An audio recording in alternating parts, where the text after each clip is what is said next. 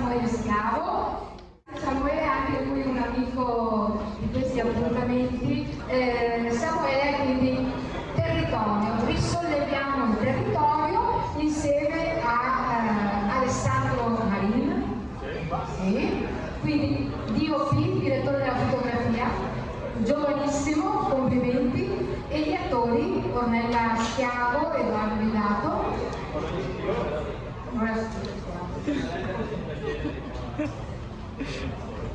Daniele, grazie anche a te. Quindi accomodatevi pure, vi lascio il microfono. Qui parliamo, come detto, di ricostruire, rinascere e risollevare, non so, un territorio, perché ci sono ben le 7 province venete,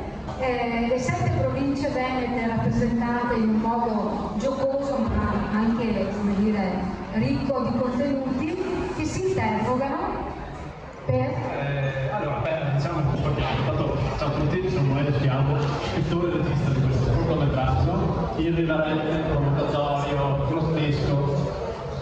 Provate a immaginare le 7 province del Veneto sedute insieme. Immaginate cosa si possono dire. Io ho immaginato un'idea di cosa si possono dire in merito a delle paure, delle cose che loro stessi hanno. Paure che sono dettate ovviamente da un cambiamento che sotto gli occhi di tutti di noi, un cambiamento legato alla globalizzazione economica, culturale, quindi la paura di perdere l'identità, perché appunto le 7 province del Veneto sono quello che le persone pensano. E quindi in sostanza abbiamo deciso di creare questo cortometraggio, questa storia, e io con un gruppo di indipendenti professionisti dal nome nuovo N10 e con un cast di brillanti attori, bravissimi, geniali anche per certe cose.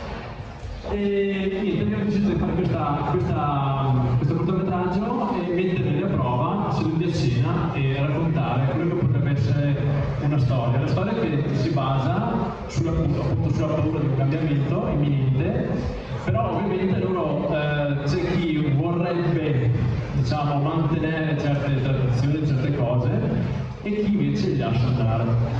In questo conflitto, in questo battibecco tra l'uno e l'altro, non si accorgono che accade qualcosa di particolare, un elemento, diciamo, sacro per il Veneto che, ahimè, destabilizzerà tutti quanti e ci sarà un finale, diciamo, tragico, epico. Allora, diciamo che questo cortometraggio è stato fatto, diciamo, in 3 giorni, cioè l'ho fatto per 3 giorni, ma è stato veramente impegnatissimo. In ottica giorni, Valerica. In ottica giorni, sì. Ma tutto questo grazie anche a uno sponsor, che è Arsenale 1104, che ha deciso di aiutarci in questo progetto, e anche alla guida Giusto Sumano, che sta a Giuliano, è il comune di Giuliano che ci ha dato la possibilità di fare le riprese all'interno.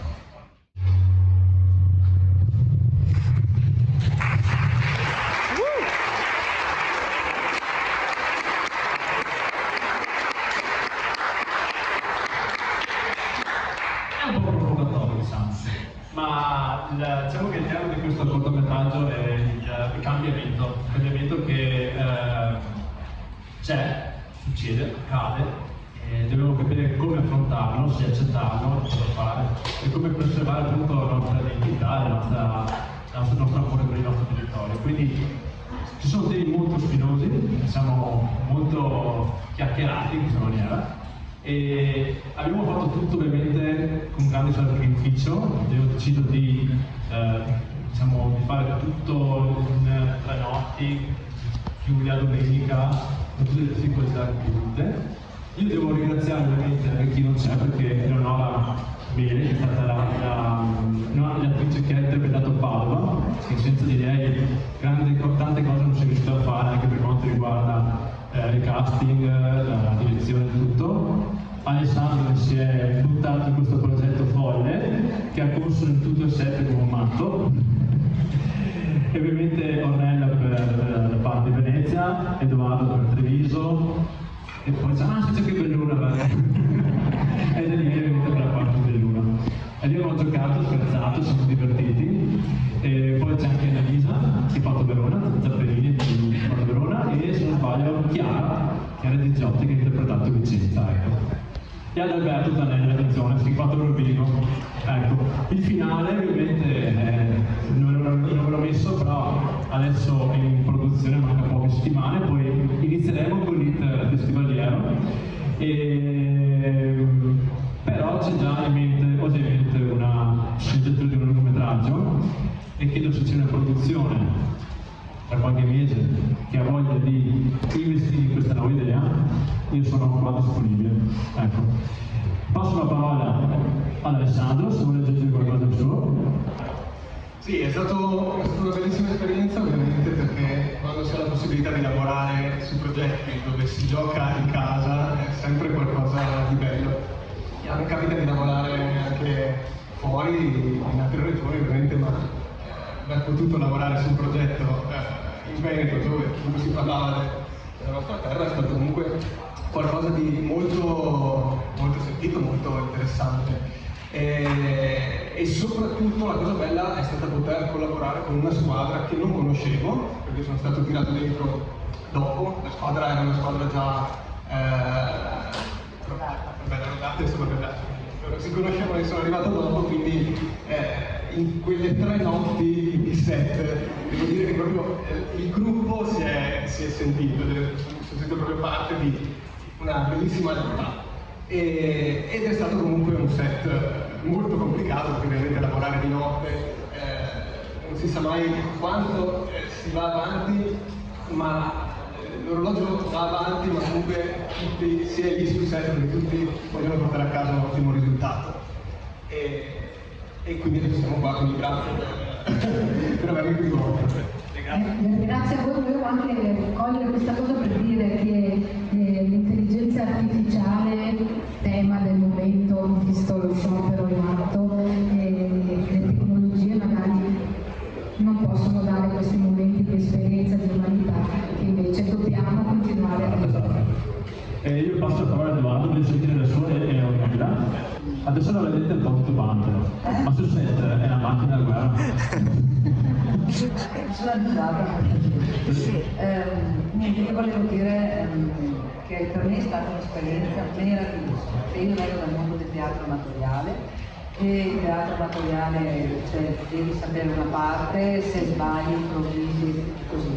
Non avevo l'idea di come fosse lavorare in un film ed è stata una cosa stupenda, anche perché questa squadra di ragazzi, tutti giovanissimi, erano molto affiatati tra loro e hanno avuto una capacità di concentrazione e di unità che ci ha tenuto in vita in questi 3 giorni, nel senso perché ci sono molti tempi morti, è molto difficile riprendere il filo, riprendere il mood del personaggio, invece loro erano sempre molto focalizzati nel loro lavoro e anche nel nostro alla fine. Quindi è stata un'esperienza bellissima che a qualsiasi attore auguro, perché è stata anche molto motivante e anche appunto si è creato un clima veramente bellissimo, affettuoso, e io non me l'aspettavo perché essendo la più grande di tutti, cioè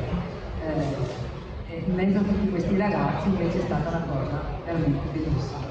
Beh, ecco, dal punto di vista attoriale la cosa interessante quando ci è stata data la sceneggiatura è stato capire come riuscire a interpretare letteralmente delle province e a cercare di incarnare lo spirito delle varie province. La sceneggiatura era molto precisa da un lato, ma lasciava anche una grande libertà, quindi diciamo che la sfida è stata proprio trovare un equilibrio tra la precisione della sceneggiatura e la libertà che poi ogni attore si prende sul set, a teatro. È stata una cosa molto divertente perché la goliardia che spero voi abbiate colto in questo breve filmato, che io stesso ho colto perché è la prima volta che ci rivediamo da quando c'è stato il set, quindi non avevo mai visto immagini, la goliardia c'era anche sul set, ma era una goliardia, come diceva Ornella, veramente tesa a cercare possibile, anche alle 2:30, 3 di notte, quando quel cibo cominciava a farsi sentire, nel senso che proprio dai piatti c'erano lì, Lasciamo che cucina la parte, ci sta nel cibo proprio. è stata veramente una bellissima esperienza.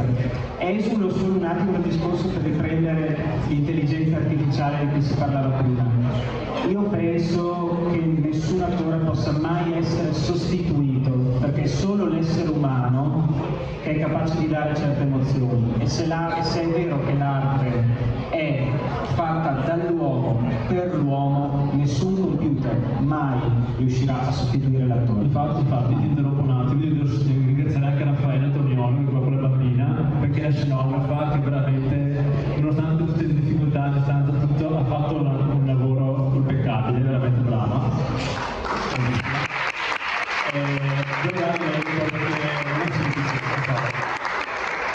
E poi basta, non c'è nada. Ah, non siete venuto,